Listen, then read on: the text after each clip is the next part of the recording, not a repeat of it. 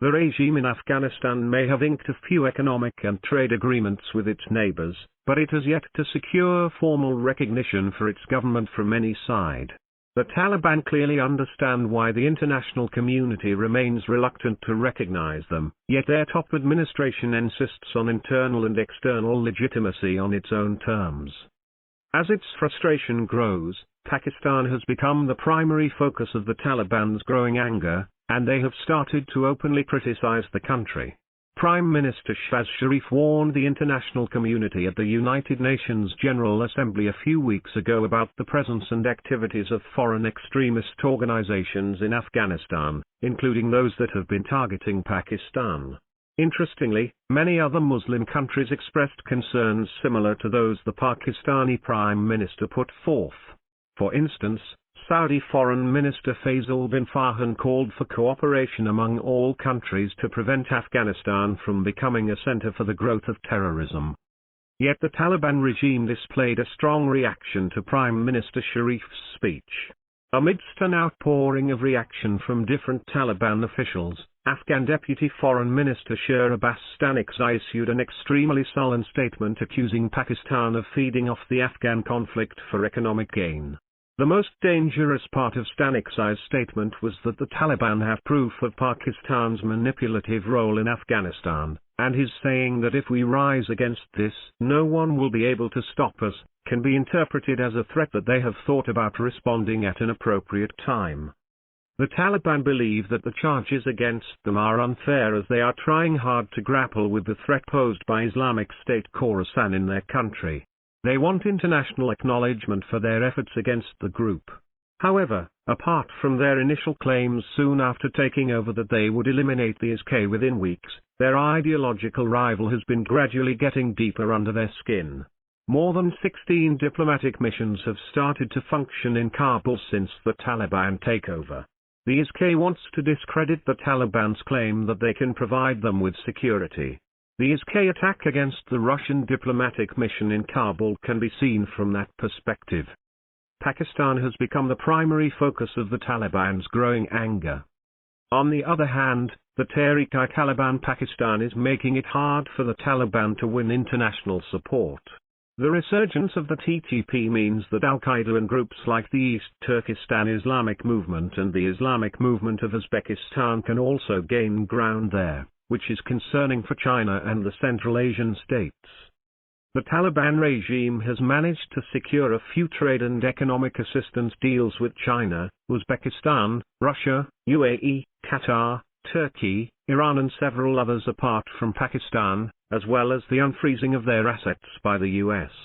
However, the Taliban know this is insufficient to run the country's affairs, and trade alone cannot be a substitute for formal government-to-government relationships. Chinese Foreign Minister Wang Yi's statement at the UN General Assembly when he hailed that Afghanistan was moving from chaos to order and urged the world to help Afghanistan in this critical transition should have boosted the Taliban's morale.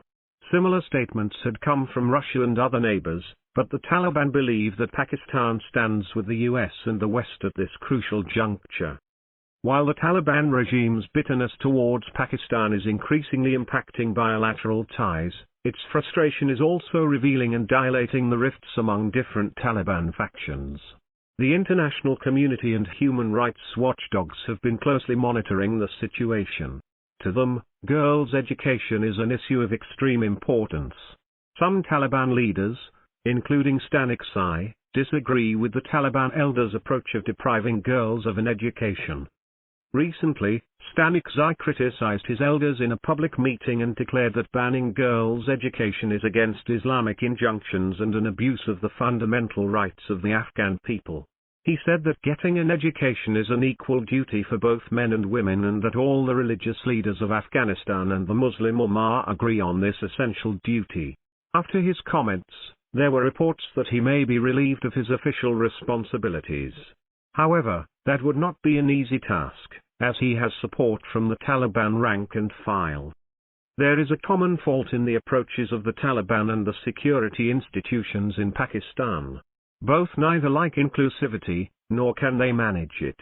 It had been pointed out long ago that Pakistan should diversify its relationship with the Afghan people and that putting all its eggs in the Taliban basket could prove harmful.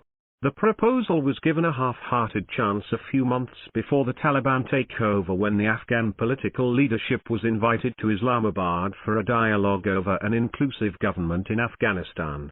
It was a late attempt and only triggered further bitterness against Pakistan among the Taliban.